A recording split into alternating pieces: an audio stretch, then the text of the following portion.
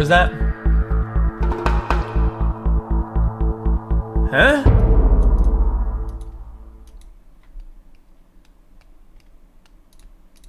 What is that? The illegal drugs you do in your garage. Oh, there's no illegal drugs in my... The illegal drugs you do in your garage. Oh, there's no illegal drugs in my garage. Oh, yes, there is. And there's evidence of it. Hello there. Hello, darling. no illegal drugs on my property. Hello, sweetheart. What the fuck? Welcome to Audit the Audit, where we sort out the who and what and the right of this episode. Check out the description below and give them the credit that they deserve. Before we dive into the interaction, I want to give a big thanks to the sponsor of this episode, Surfshark. Surfshark is a premier VPN service that offers unparalleled 30-day money-back guarantee. You have absolutely nothing. Guys, I just bought the whole thing. City Hall in Bethany, Missouri to inquire about the parking situation in the area. Wait, he said what? December 2nd, 2021, traveler, YouTuber, and urban camper Travis Hines entered City Hall in Bethany, Missouri to inquire about the parking situation in the area. Can I help you? Well, yeah, I'm having difficulty with the parking. What do you mean with the parking? Where's the sections for the 2 hours? Because I'm a little confused. I was going to choose some spots around the library. I want to go to the library.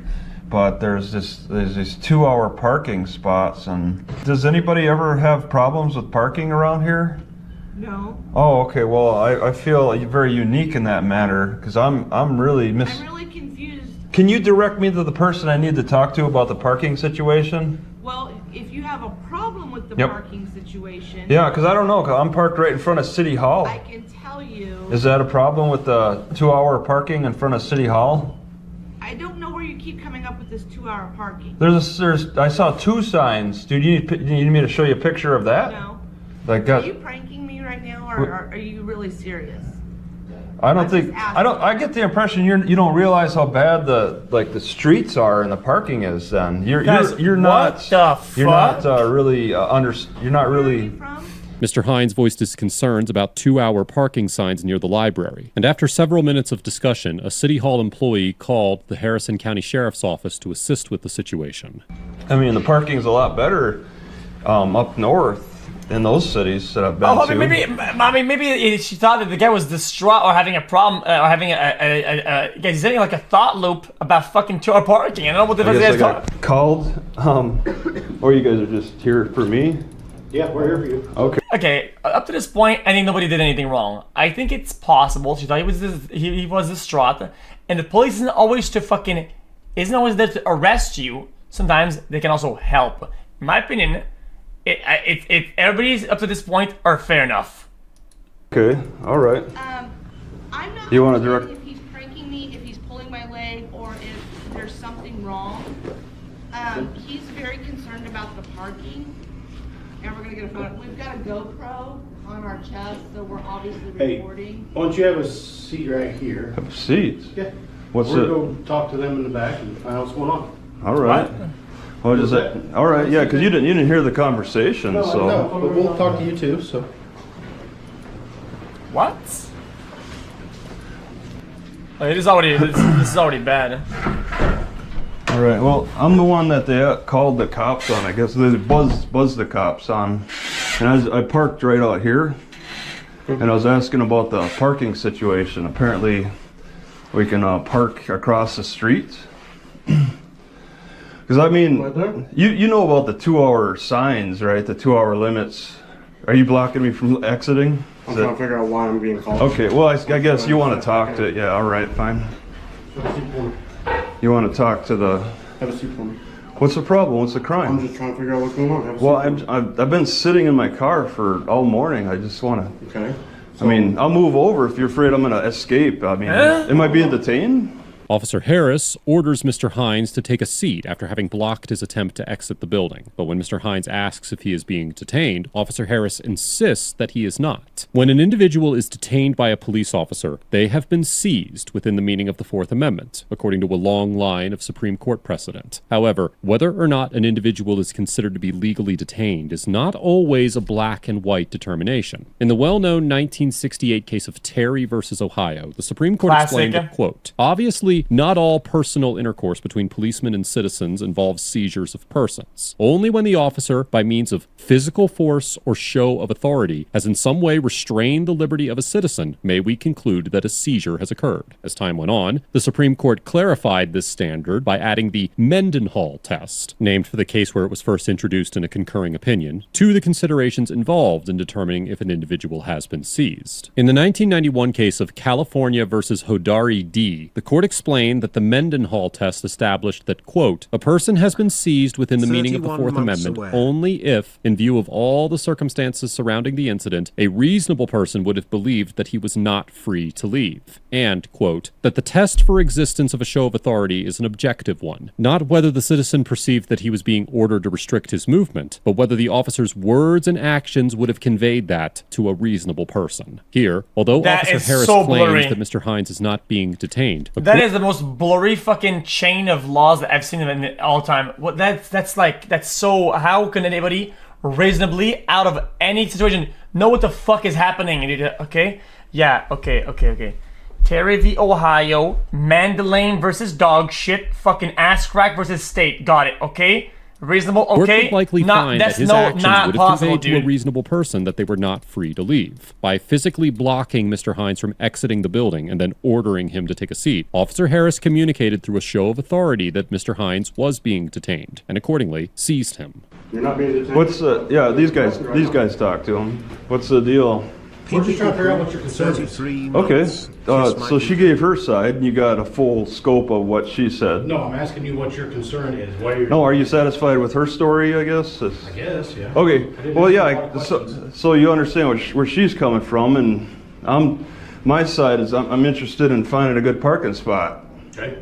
There's 2 lots right here, if you're looking for on square. Yeah, and if we could walk out there, I mean, I'll show you where I'm parked. Where were you parked? Yeah, I'll show you. Just show me right here. Am I being detained for a crime? We're trying to figure out what's well, going then it'd probably be easier to like point from the closer area to this parking this where guy's I'm a little at, bit, so where I can park outside. You guys prefer to talk inside?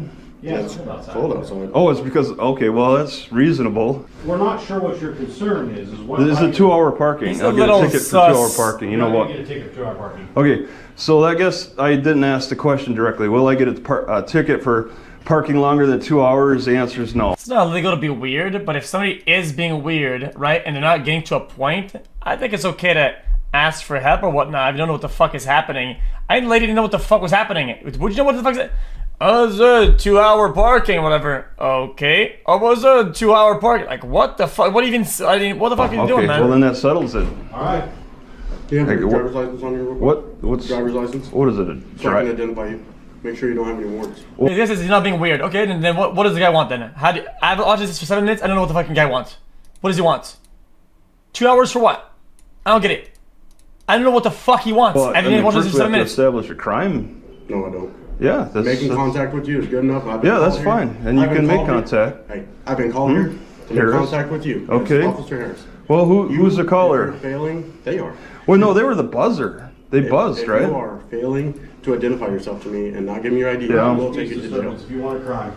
Officer Harris claims that being called to make contact with an individual grants him the authority to identify the person he was called to contact. As we have discussed many times on ATA, individuals can only be legally required to identify themselves to officers if there is a reasonable suspicion of criminal activity, and the state has enacted a stop and identify statute. Which sometimes is somebody calling in, right? A witness saying, if the person calling in says, hey, this is happening, some guy's being weird, he did this or whatever, that would, it seems kind of odd, but that would give them reasonable suspicion to conduct that in that way, right? Even if they're lying, they have to investigate, and that's the best that they can do it for, right? That requires individuals to identify themselves in these situations. Therefore, citizens cannot be required to identify themselves simply because an officer makes contact with them. Absolutely 100% is how it works. If somebody says, this guy, okay, what if somebody in the street has a fucking gun or whatever, and you see it, right? And you fucking pull it out, and call the cops and say, hey man, I saw this guy pull out a gun. Would you be okay? Would you think that the cops don't have enough to go inquire about that guy? And the guys just say, nah, I'm out, bro. No, I'm out. Of course they can. Of course they can. That's how it works, motherfucker. What does that even mean? in states that have passed stop and identify laws. And only some stop and identify laws authorize officers to It's not legal in your state. Carrying, open carry, and fucking brandishing is not the same thing. Brandishing a firearm isn't carry, concealed or open. You need to look up your fucking local laws, dumb fuck. arrest individuals for refusing to identify themselves. As the Supreme Court explained in the 2004 case of Heibel versus 6th Judicial District Court of Nevada, Humboldt County, quote, in some states, a suspect's refusal to identify himself is a misdemeanor offense or civil violation. In others, it is a factor to be considered in whether This shit's so brandishing, you can't fucking do that, man. You can't fucking brandish a firearm, you idiot. You can't just fucking pull it out and do random shit with it, man. Are you okay? the suspect has violated loitering laws. In other states, a suspect may decline to identify himself without penalty. While Missouri has passed a stop and identify law, which is codified in Section 84-710 of the Missouri Revised Statutes, it simply states that police officers, quote, have the power to stop any person abroad whenever there is reasonable ground to suspect that he is committing, has committed, or is about to commit a crime, and demand of him his name, address, business abroad, and whither he is going. It does not place a legal obligation on individuals to comply with an officer's demand for identification. So even if Officer Harris had a reasonable suspicion that Mr. Hines was involved in criminal activity, under Missouri's law, he had a right to decline to identify himself without penalty. However, it's important to note that in some situations, a 911 call alone can provide enough evidence to support detaining and identifying an individual in a state that requires citizens to comply with an officer's identification demands when the What have I said, you little bitch-ass motherfucker? Somebody calls in, it is what it is. Fuck's wrong with you, man? officer has reasonable suspicion of criminal activity. As the Supreme Court explained in the 2014 case of Navarrete versus California, the court has, quote, firmly rejected the argument that reasonable cause for an investigative stop can only be based on the officer's personal observation. The judge that says, why can people cooperate with the police? Because then they're bootlickers, dude. And you have to audit. You have to audit, my brother. Dude, you need to audit the authority, bruh. Dude, pull out the camera and start auditing, man. You're an auditor. Than on information supplied by another person. And a 911 call can be sufficient to create a reasonable suspicion as long as the call shows, quote, adequate indicia of reliability for the officer to credit the caller's account. Oh, you wanna charge me with a crime? If you don't identify yourself, We want to identify you. Well, I don't. Where's your That's. driver's I'm sorry, but I have to enforce my Fourth Amendment rights. So Okay. Well, I don't understand. you have the right to If you identify think yourself to me. if you so think where's your ID? if you think your prosecutor's gonna back you up on that, they want to follow through on this charge. We'll see how those arguments go. Yeah. They tend not to go too well in your favor. Okay. Just doing this. Well, What a charge of what? Do you not want to give me your driver's license? Well, do you want to give me your driver's license? I don't have to give you my driver's Well, license. I don't understand why you can't Because give I'm me. making contact with you. I'm making contact with you. I'm going to run you And make these sure two. there's no warrants. I mean, Are you asking ID Sir, for your own curiosity, no, we're- or for the betterment of the? We were called over here because. I think the only crime being committed here is having too much time on your hands. I think that itself is kind of a problem, but we'll let it that one go. Irate, okay. We'll let it slide for now. Asking for your ID is because a crime has been committed. We're not Oh. trying to charge you with one. Well, if you think you want to follow through on charging me with a crime, I mean, see what your prosecutor, your city prosecutor would want to, go through. So here's the question: is why don't you identify yourself? We'll all move on. Well, why don't we establish the crime? And we got a Fourth Amendment here. We got to get through here. All right. And I mean, there's steps to take with that. If you want to fully charge me with a crime, then I guess you'll have to arrest me, and follow through on that. Sheriff Place claims that Mr. Hines has committed a crime because they received reports that he was acting, quote-unquote, irate. Thank you However, for he having does me not for specify 20 That's which not a crime crime. Mr. Hines has committed. Okay, And there yeah, are that's not a in crime. chat as well, Dude, xQc. like they said though, like, the reasonable suspicion is that somebody has done, somebody will, or somebody is doing a crime, right? And what crime is irate going to do? What is that going to some circumstances where being quote-unquote irate could rise to the level of a crime. Nonetheless, in this situation, it does not appear that Mr. Hines' conduct violated any of Missouri's laws. For example, Section 574.010 of the Missouri Revised Statutes states that, quote, a person commits the offense of peace disturbance if he or she unreasonably and knowingly disturbs or alarms another person or persons by loud noise, offensive language addressed in a face-to-face manner to a specific individual, threatening to commit a felonious act against any person, fighting or creating a nauseous and offensive odor. While it is possible that the City Hall employees were alarmed by Mr. Hines' behavior, he did not create loud noises, use offensive language, make threats, or fight, and it is more than questionable whether the employee's alarm was reasonable. Similarly, Section 565.091 of the Missouri Revised Statutes defines the offense of harassment in the second degree, explaining that an individual commits this crime if, quote, he or she, without good cause, engages in any act with the purpose to cause emotional distress to another person. And Section 565.090 defines harassment in the first degree as engaging in the same behavior and actually causing the person to suffer emotional distress. Again, although it does appear that Mr. Hines' behavior created at least some level of emotional distress for the City Hall employees, there is absolutely no evidence that Mr. Hines instigated this interaction with the purpose of distressing them. And even if it could be argued that his behavior was meant to cause emotional distress, Mr. Hines was clearly within his First Amendment rights to complain about the parking situation. If you think that's what your city prosecutor is going to support you on, I mean, this is a contact thing. I was just asking about parking. Mm-hmm. This would be laughed out of court, Harris. But if you want to follow through. Yeah. Are you failing to give me your ID? Are you failing to give me your ID? Are you failing to give me your ID? Okay, I'm willing to exchange IDs. Face the wall. All right. Put your phone down. All right. Put your phone down. After Mr. Hines refused to give his ID to Officer Harris placed him under arrest. Mr. Hines was held in the county jail overnight and charged with second-degree harassment and peace disturbance. The charges were dropped a few days later, but it is unclear whether Mr. Hines will be following up this encounter with legal action. Overall, the Bethany officers get an F for escalating an innocent encounter into a criminal arrest, displaying a fundamental misunderstanding of Missouri's identification laws, and for baselessly accusing Mr. Hines of committing a crime in an effort to gain control of the situation. Instead of approaching Mr. Hines in an effort to assist him or be of service in some capacity, the Bethany officers criminalized his behavior and ultimately arrested him for failing to comply with their unlawful orders. This interaction presented a perfect opportunity for the officers to welcome a citizen to their city and address any concerns that Mr. Hines had about the parking situation. And nothing that Mr. Hines did suggested that criminal activity was... I guess it's just a sad reality, but the way I see it, unfortunately, is that if they're acting like a bunch of bitches, you have to go with their bitching, right? If you don't want to go to jail overnight, you know the charge is going to drop, so you're not going to go, you're not going to go to prison, or you're not going to get a charge. They're going to drop the charges or whatever. So you're right. You are right, but you're still losing, which kind of sucks. So being right equals losing the most.